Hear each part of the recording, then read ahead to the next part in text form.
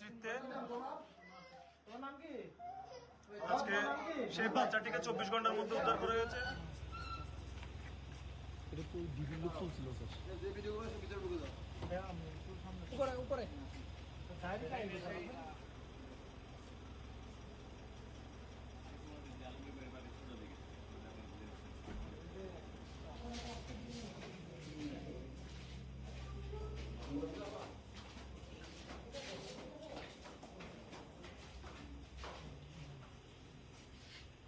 নিয়ে যাও, দাঁড়াইছো কেন?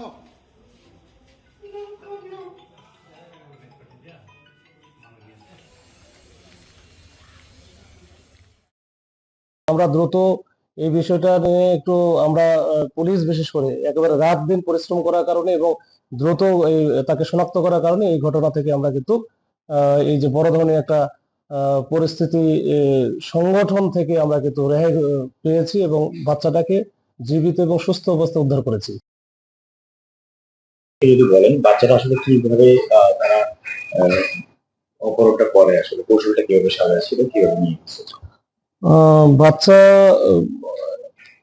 ওয়াসিফা তাসকিন বয়স মাত্র 7 বছর। স্কুলের দক্ষিণ আঙ্গনিয়ার স্কুলের নার্সারিতে পড়ে। তো স্কুল যথারীতি স্কুল শেষ করে যখন সে বের হয়ে আসতেছিল তখনই পাশে একটা সিএনজি দাঁড়ানো ছিল। সিএনজি থেকে তাকে হয়তো তাকে বলেছিল যে এরকম তার বাবা অসুস্থ, হঠাৎ করে অসুস্থ হয়ে পড়ছে, তাকে হাসপাতালে নেওয়া হয়েছে, তুমি দ্রুত চলো, তোমাকে হাসপাতালে নিয়ে যাবো বলে তাকে দ্রুত, ছোট বাচ্চা তো ওদের সাথে উঠে গেছে। তো এরপরে সিএনজি তো চলে যাওয়ার পরে দীর্ঘক্ষণ যখন ফ্যামিলিতে ওই বাচ্চা যাচ্ছিল না বা ওকে খুঁজে পাচ্ছিল না, এরপর তো তখন মোটামুটি তখন এই ঘটনা ঘটে প্রায় 10টা-11টার দিকে। তারপরে 2টার দিকে থানাতে আসে। তো থানাতে আসার পরে তারা বিস্তারিত জানায় বিষয়টা নিয়ে। পুলিশ আমরা এটা নিয়ে একটু কাজ শুরু করি। তো ডিবি পার্টিও যায়, তারাও কাজ শুরু করে। আমরা তো আসলে কোনো ক্লু খুঁজে পাচ্ছিলাম না যে আসলে কারা নিয়ে গেল, কে নিয়ে গেল। ওইখানে ওইরকম কোনো সিসি ক্যামেরা বা প্রত্যক্ষদর্শী কাউরে পাওয়া যাচ্ছিল না।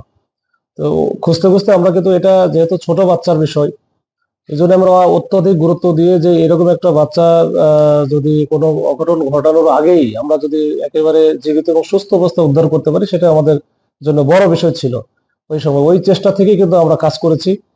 পরবর্তীতে আমরা বিভিন্ন সিসি ক্যামেরা ফুটেজ সংগ্রহ করতে করতে পরের দিনই আমরা একটা সিএনজি কে আমরা আইডেন্টিফাই করি এবং ওই সিএনজির ভিতরে যে ড্রাইভারের অল্প একটু অংশ আমরা দেখতে পাই, মানে মোটামুটি ফেসটা একটু বোঝা যায়। এরপরে ওইটা নিয়ে আমরা কাজ শুরু করি এবং স্থানীয়ভাবে বিভিন্ন লোকজনের সাথে কথা বলে, যারা এই যে সিএনজির সাথে সিএনজি চালকদের সাথে যাদের উঠা বসা আছে এদেরকে আমরা দেখাই। তখন একজনকে আমাদেরকে এটা শনাক্ত করে দেয়।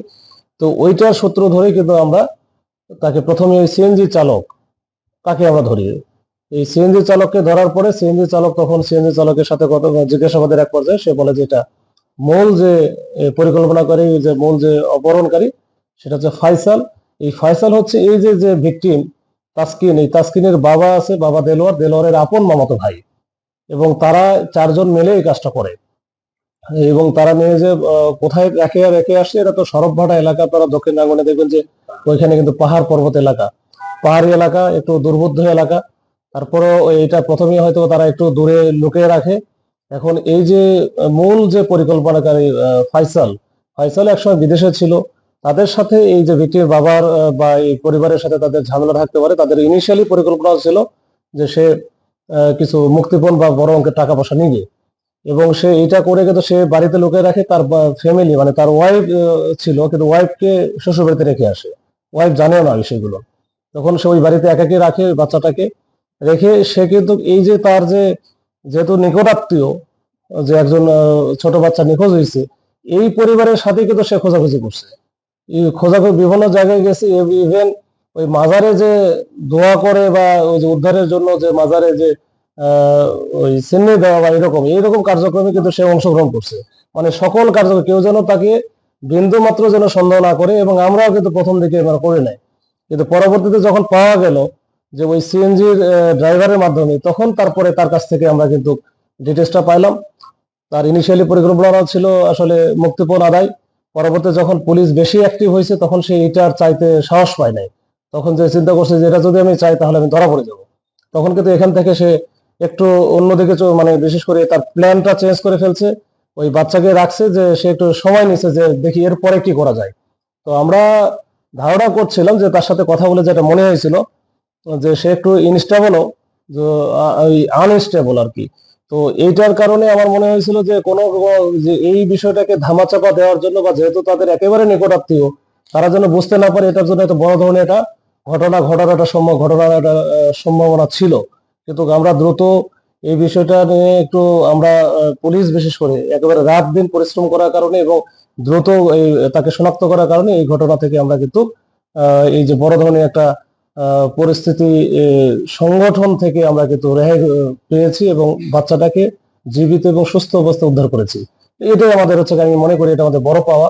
কারণ এই ধরনের ঘটনা যেটাই ঘটে আমরা দেখেছি এই যখন আমরা উদ্ধার করতে পারি, কিন্তু সেটা আবার আসলে আমরা জীবিত উদ্ধার করতে সক্ষম হয় না। হয়তো সেটা দেখা গেলো যে মেরে ফেলে কোথাও হয়তো বা লুকিয়ে রাখে, লুকিয়ে রাখে। কিছুদিন আগে আপনারা দেখছিলেন যে পটিয়াতে এরকম একটা ঘটনা ঘটেছিল, যে বাচ্চাটাকে, ছোট বাচ্চা একবারে মেরে তার বাড়ির পাশে একটা ইয়েতে পুঁতে রাখছিল। তো আমরা ওই আশঙ্কা করতেছিলাম যে এরকম যেন না হয়, তার আগেই যেন আমরা বাচ্চাটাকে উদ্ধার করতে পারি। তো আমরা মনে করি যে এক্ষেত্রে আমরা সফল হয়েছি এবং একটা সুস্থ এবং জীবিত বাচ্চাকে উদ্ধার করতে পেরেছি। Thank you.